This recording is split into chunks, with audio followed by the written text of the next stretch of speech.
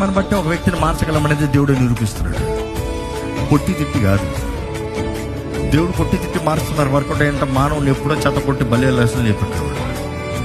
కానీ బెత్తంతో కాదు దేవుడు మార్చింది, ప్రేమతో మారుస్తున్నాడు. మనం గ్రహించి మనంతటా, because love cannot be by force ఎవరు ప్రేమించలేరు. The more pressure it becomes, the more hatred it becomes. But then when you truly love, there is no pressure. అందుకని ప్రేమించిన భార్య అంట, భర్త ఎంత శ్రమలో ఉన్నా, కుటుంబ పరిస్థితి ఎంత శ్రమలో ఉన్నా భర్తని ప్రేమిస్తుంది కాబట్టి ఏ సాకులో ఉన్నామంట.